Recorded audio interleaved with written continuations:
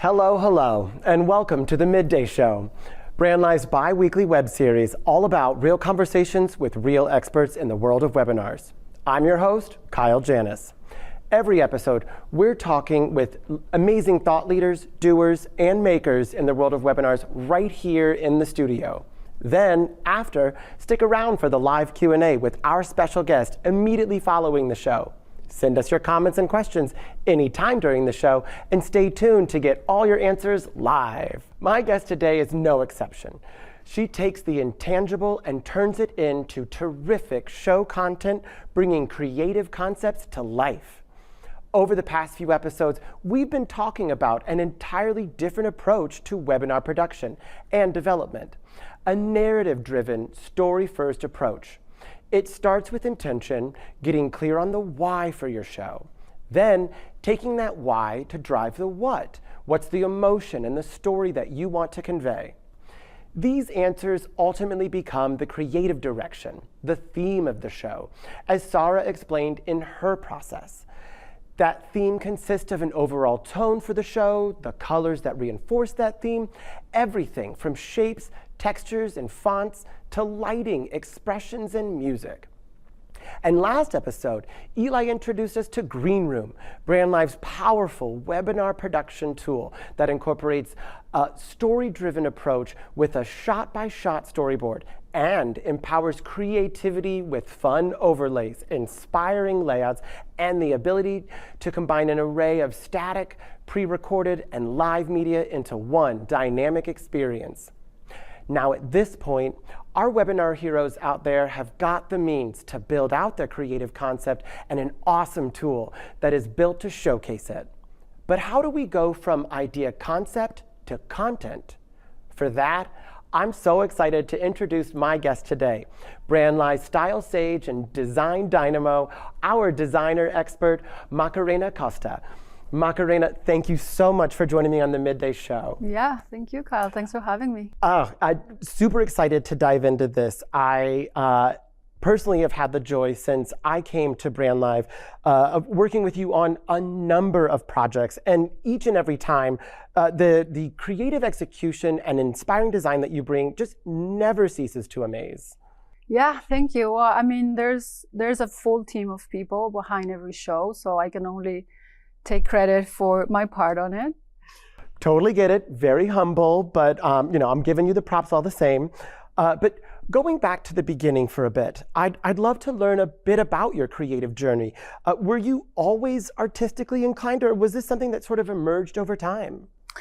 I think it was a little bit of both. I think I always enjoy beauty and paintings or clothes or garden, but also I guess I had like experiences where foster that. So, for example, my mom, she's a flower designer. She worked in the wedding industry for a long time. So as a kid, I used to help her a lot to create like this wedding ornaments. And she also did like bouquet for brides and stuff. And that kind of like trains your eye because you want to create something that looks good and interesting and it's balanced. And so you kind of like get to play with the shapes of the flowers or the colors or the position. And then like later on, I did some painting and some photography as well. So yeah, a little bit of here or there, I would say. You dabbled.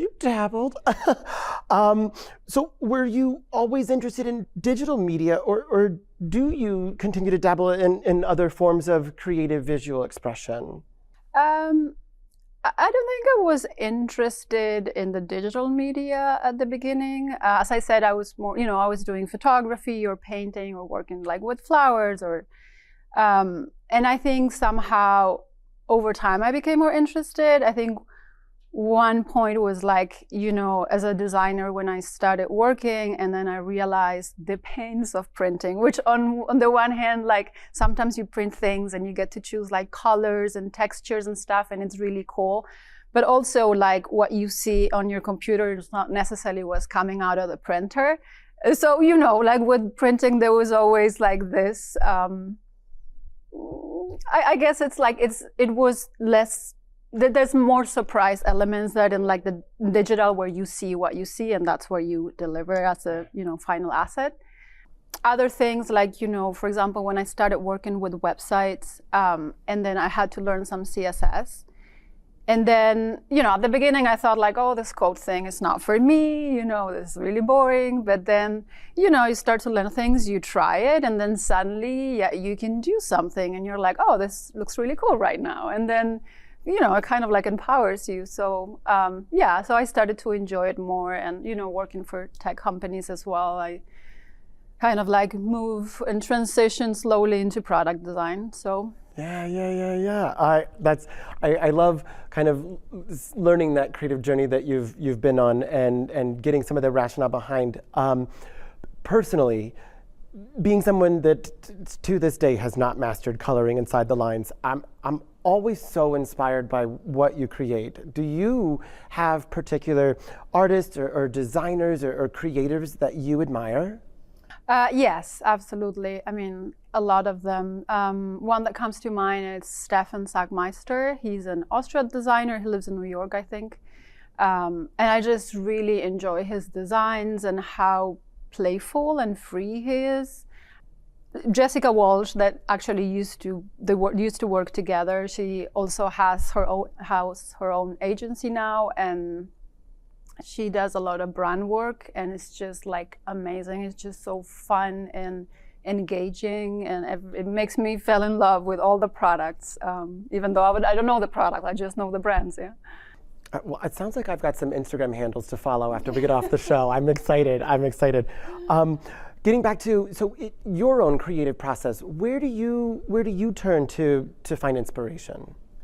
Honestly, everywhere. I mean, the internet is an obvious place to go, but I think one can find inspiration on the street, like reading signs. One can find inspiration in like clothes and music and movies. In Portland, honestly, a big source of inspiration for me is nature, because we live in a city that is so green and like nature is so accessible. We are surrounded by mountains and water, and so I'm a pretty outdoorsy person myself. And every time you go out in nature, like the shapes of leaves, or you're never gonna see a sunset where the hues are not the right ones. It's always very inspiring. Now, getting into it, I know that art is largely subjective, but in terms of design, I think in general, good design stands out in a way where, as like bad design, it immediately it feels off. Artistic expression aside, are there some basic rules to design that sort of apply universally? Yeah, I mean, first of all, I always thought of like design and art as separate things. And of course, they are very much like mixed together and the line is kind of blurry, but I always thought of design, basically you, as a designer, you are solving someone's need for communication, for example, and like, it doesn't matter if it's through a poster or a video or an Instagram post or a site or whatever. And then like, so the way I see it, designers are more like problem solvers versus like artists. You just express yourself through a medium and then, hopefully find an audience that likes that and somehow their art resonate with them. I love the kind of the way you put it, designers as problem solvers. That's a perspective that I hadn't really ever considered. But please elaborate further. Yeah, so I mean, okay, I guess every designer have their own rules. Maybe just to mention like a couple that for me are important. Is like the first one is like the less is more, which I know a lot of designers like react against it. And this is a whole movement of like less is more, kind of like to go against it. And, it came also from, like the 30s and like, this like German architect. And I mean, without like taking it to an extreme, I think in general, like I still stand for it because I see the value in like, using certain elements if they add something to the design. If they have no purpose there, in my opinion, they have to go. And I mean, sometimes the purpose is not strictly functional. It can be like emotional as well, but they have to be a reason why it's there. Yeah, makes sense. Yeah, and so the other one I think that it's important is like when you design something and people look at it and they are not sure if it's a mistake or if it's on purpose, you probably need to rework it. Unless you did that intentionally. If you wanted to create confusion intentionally, that's one thing. But like, you know, as a general rule, like it has to be clear, the intention, I think. That makes total sense. And I design, especially as you're problem solving, there's a functionality to it. And if there's not a function, is it required? It's just a kind of editing thought to have. That I get that. So from this, we've got some basic universal rules to design. In terms of the basic design rules that our webinar heroes out there can apply to their next show, what's first? Where do we start? Okay, so I think there are like a few things that we keep in mind. So I would say color and contrast maybe is like one place that is kind of like easy to start with because it's the obvious one. I would say in general, like if, for example, when we talk about like the site for your event, like if people have to make an effort to like read things or like navigate a site, there's a good chance that they're not going to do that, or they're going to leave, or they're going to be confused about it. So like for that matters, like, you know, contrast is important. When you look at things where like, you know, colors vibrate, like it's a thing that happens. That like, is visually shocking. Yeah, and it, you know, without like, you don't need to know a lot about like color theory, but like when you put together like a background and a text, like if you have the feeling that it's not comfortable to read, then it's probably good to adjust that. Yeah. And there's also like sites, like if you Google like contrast checker or something, there's like a ton of places where you can check and it will let you know. So yeah, it's using a balanced contrast is definitely makes it easier and, you know, easier to read, especially for text areas, because obviously with images there's a bit more of wiggle room. This one, for example, like if you look at something like this, it might be a bit more subtle than the other one, but still like this like level of contrast might be okay for some people to read, but not for everyone. So accessibility, exactly. Accessibility is a big thing. Especially nowadays with so many apps and digital products. But it's definitely one thing that you want to keep in mind. You want as many users as possible to use your product or navigate your site in a comfortable way, and like regardless of their like physical or cognitive abilities.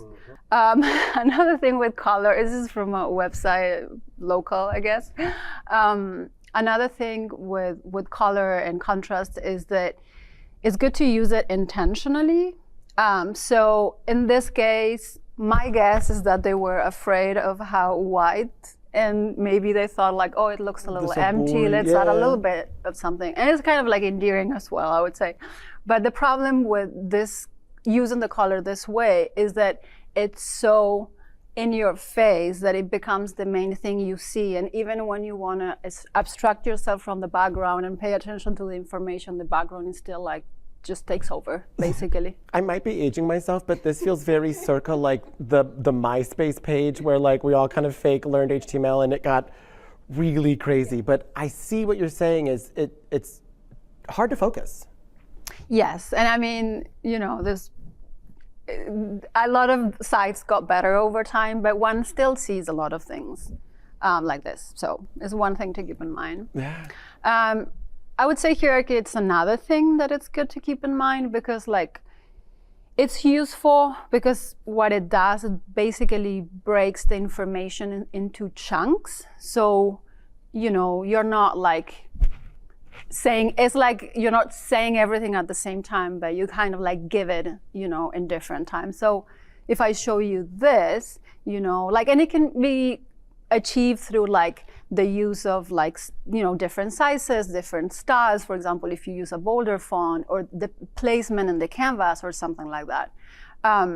So if you do something like that, then I can give you first a title, and then a second level of information, and then a third one. So that makes it like easier to read. And so somehow you kind of like guide the eye. Yeah. This is, for example, is like if you can apply to slides where you have like, okay, the numbers are the main thing, and then you have a title that is related to the numbers, and then I have a lot of other information that somehow complements and completes. This totally translates, and I love that you brought this to a webinar perspective, because it's true. The webinars come first, then I'll bounce to the title, then I'll look to clarify what wow. And for example, if you go to a website, it's different. If you encounter like something like this, what is very clear, there's a title, there's a secondary information, a CTA button and stuff, or something like that. Versus if you go to a website where things look like that, where like it's the information, it's all on the same level, or it's like it's all in bold and shouting at you at the same time. Yeah, competing with itself. Yeah. So it's not very clear like what's what, which text belongs to which image. So oftentimes what happens is like you get into a website like that. I don't know what you do, but in my case it's like, nope. Yeah, I'm out. I'm overwhelmed. Yes, exactly. This is another example without being that overwhelming. It's like even if you have a few things, but they are all on the same level, then just you don't know where to start reading. Agreed. It all just hits you at once, like you said. Yeah, exactly. And consistency, I would say it's a third one that it's pretty good to keep in mind, and it applies basically to everything. It applies to like fonts, to the tone, to like how you use the copy, for example, the photography, like it. Yeah, I would say it's across all the elements. These are just examples of things where you can see like, different screens that will somehow have certain things that are consistent, like some certain like border radius, how you use the colors, strokes, or the lack of strokes, or solid elements. When you speak of consistency, like when you are consistent, it also helps to break the rules. So the rule in general, for example, with alignment would be like you align certain elements like titles, images, etc. But we've got some yes, to that. But like as long as you keep consistent, you can also like break those rules. In this case, like, this whole event was about disrupting, so basically we intentionally use like, the text and basically the text and certain elements are not aligned, and that's intentional. But then you see that like in many different like segment cards, walk-up cards, you see it in the different printed material. So it becomes like a consistent thing. Also, I love the buzzword of intentionality, where we've been on the Midday Show talking about how intentionality drives so much of what the webinar does, but to hear that as well come up in a show that's about disruption, we're being intentional about not necessarily following all the principles of design, but being intentional to do that to reinforce the main theme. This totally ties in. This is awesome. Yeah. We see it every day, but at least for me, I just sort of experience it without thinking about it, and now I've got this whole new lens. With this basic design understanding, how or where do we apply this to webinars? Pretty much everywhere. I mean, from the moment that you send an invitation to, for a show, or like people register and then they get an email with a confirmation, or like you basically create a website for people to get in there, read about it, maybe register or learn about the different sessions and so on, and all the way through like the different assets on the show. Pretty much everywhere, like you can apply these things. And I think that kind of ties into consistency. If I hear you exactly. Right, that whole user experience, consistently bringing those design elements and that intention across those assets for one consistent experience. Yes, exactly. That's amazing. Also, just amazing to get your take on design in general, making it feel way more accessible, especially for folks who do not feel any sort of artistic inclination. Maka, thank you so much for joining us on the Midday Show today. Absolutely. This has been such a delight and a visual journey you have taken us on. Thank you. Yeah, absolutely. Before we wrap, we ask all of our guests to take the hot seat. 5 rapid fire questions. You down? Yes. All right, here we go. love the gung-ho. Here we are. Question 1. So I know you grew up in Argentina, and now you live here in the Pacific Northwest. Who's got the better weather?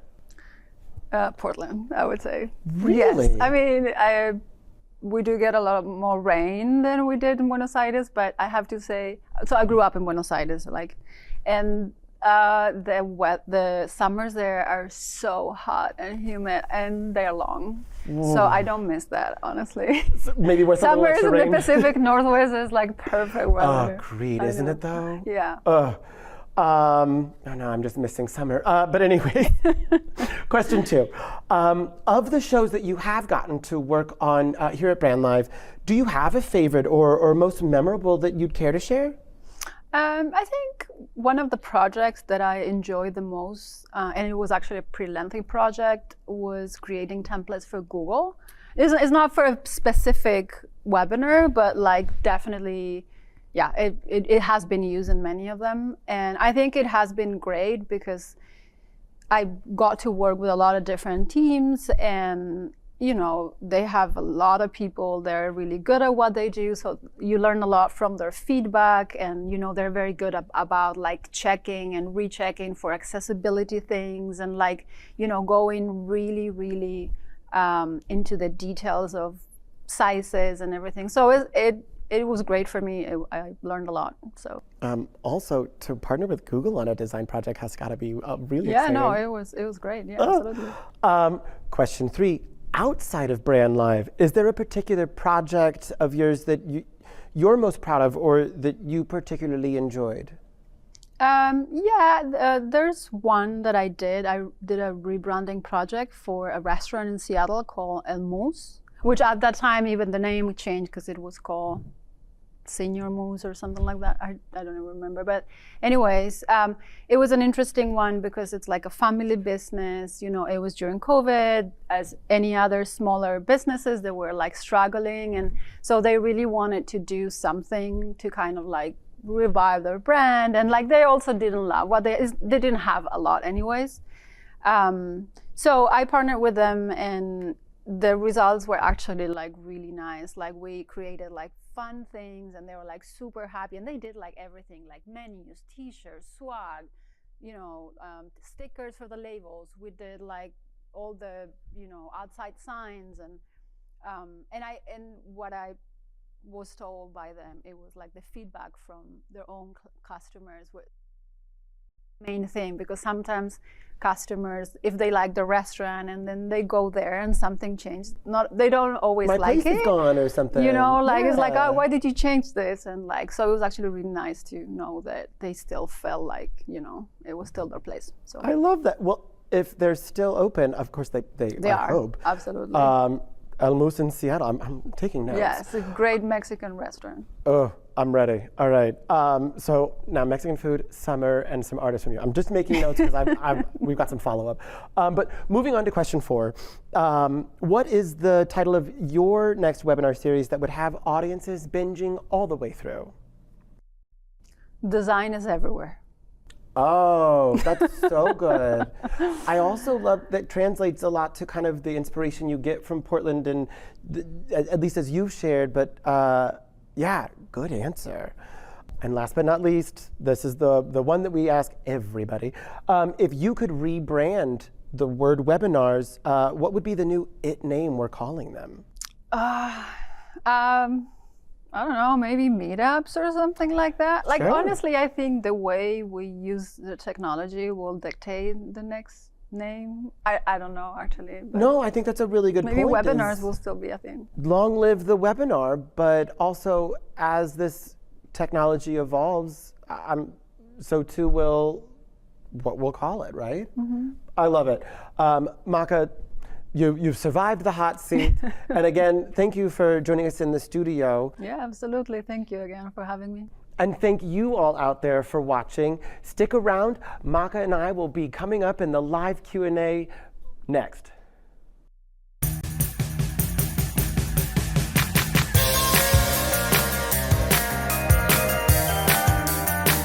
Welcome, everybody. Maka, thank you so much. This was such a fun episode.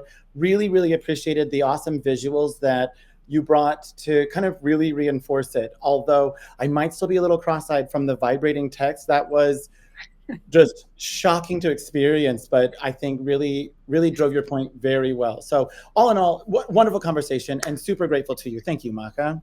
Thank you. Yeah, we did get some really cool questions, and I know that we've all got busy days, so I just want to go and dive on in, if that's all right with you. Mm-hmm. All right, here we go. First one came from Raul, who asked, how do you determine what elements stay or go? I mean, obviously it will depend on the design, but I think in general, like, you know, if something doesn't have like a purpose, it usually is the first thing to go. Yeah. And sometimes it's functional, sometimes it's aesthetics. It has to have some value there. I think in general, and I'm personally like a more of a minimalistic approach for design. I think, you know, avoiding a lot of like clutter and, you know, oftentimes like, you know, it's easier to read, you avoid confusion. But yeah, I think maybe that would be one rule.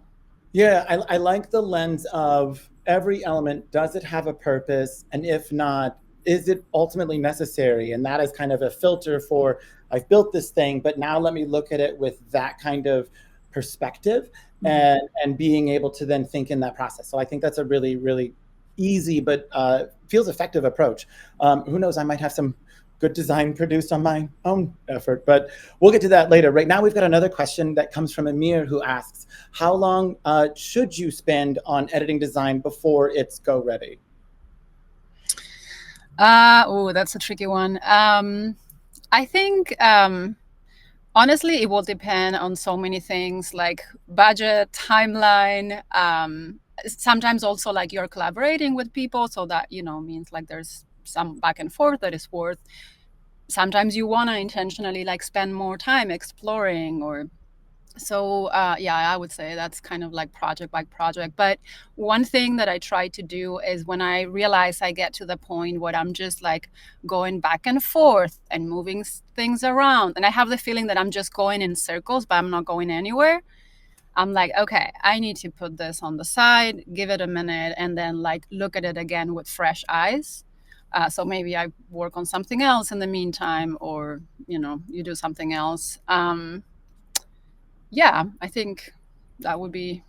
Yeah, that makes a lot of sense. And I definitely, you know, Amir, I hear you that like, I will just spend over and over, like trying to tweak and perfect and tweak. And I appreciate where you're like, recognize that in yourself and just, and take a step back, let your brain look at something else. I don't know. I really loved in the show, you described that a sunset will never give you a bad hue or whatnot. And I've looked at sunsets in different ways through the gray clouds of Portland, Oregon this winter.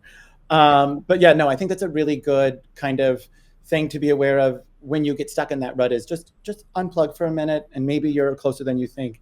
Yeah, and the other thing too is like, you know, deadlines are important. So oftentimes, you know, again, depending on the project and everything, but like something that is like almost perfect but on time is better than like, you know, perfect but super late. So you know, again, it depends on how much time you're giving for a project. And yeah, but that's also something that I learned the hard way, I guess.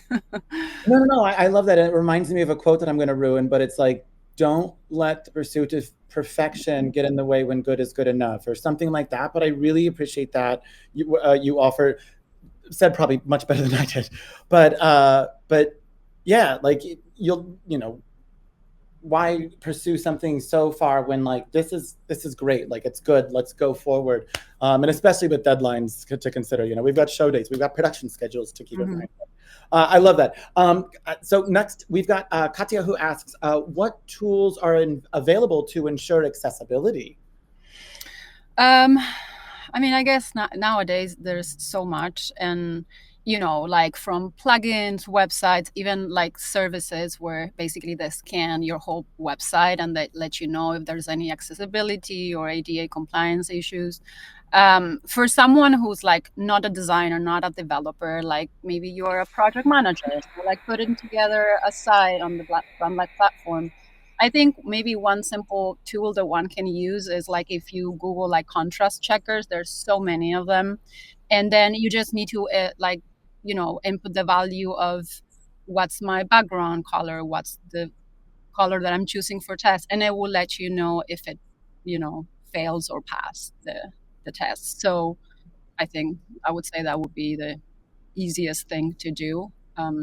Yeah, I love that I find comfort in knowing that there are tools available. The world has created these, so it's not just a guess and test. So and plugins even where you can it's already right there in your browser and whatnot. So that's great to know. And so thank you for offering some of those inputs that I'm sure come in handy when you're building things and we're trying to consider, how everyone can participate in our event or program or project.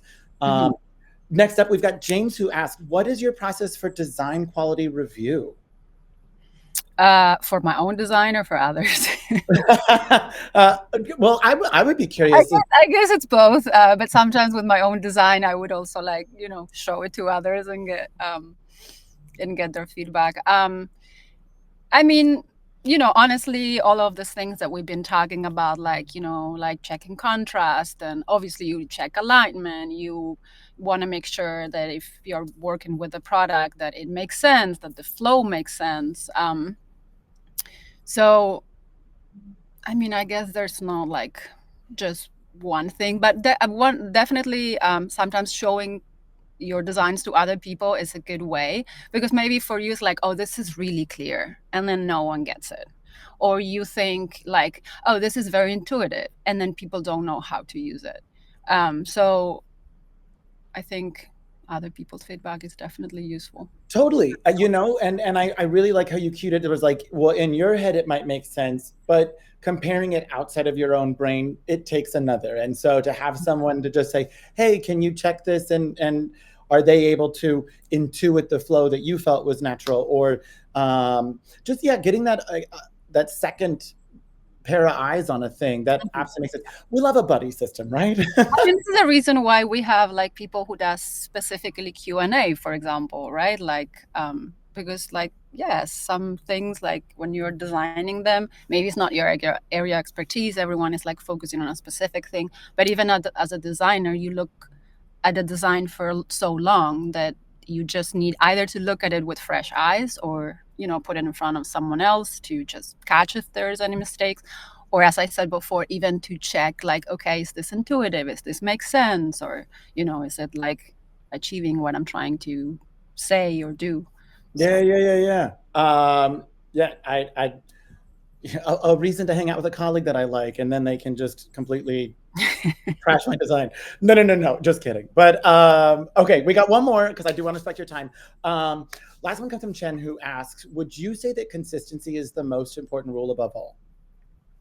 I think it's a good one. I mean, in like any rule, you can bend it, you can break it. I mean, obviously, sometimes you intentionally do something that is not consistent with what you're doing before, because you want to show that change, or you want to kind of like put the attention there, or maybe you have a new feature in the app that you want to show, and then like you show it in a different way. But I think in general, like especially if you're not sure, I would say it's kind of like a safe bet. Like yeah, consistency will help a lot. I do appreciate that, and it's a buzzword that happens a lot on the Midday Show, but intention. So even if you're going to break consistency, Yeah. with your intention about it, there's meaning behind it. There's a reason for you doing it, as opposed to just, and now I like the color blue. So I appreciate that, and it's definitely a word that comes up often in the webinar production process, is just making sure that you're intentional about really everything that you're doing and building. Mhm. Yeah. Well, Maka, those were the cool questions that came through. I'm going to go ahead and just wrap this up real quick. I want to say thank you once again for joining on the Midday Show, for a wonderful episode, and for your time here in the Q&A today. Yeah, thank you, Kyle. And for all of you watching out there, thank you so much for, again, watching another fantastic episode of the Midday Show.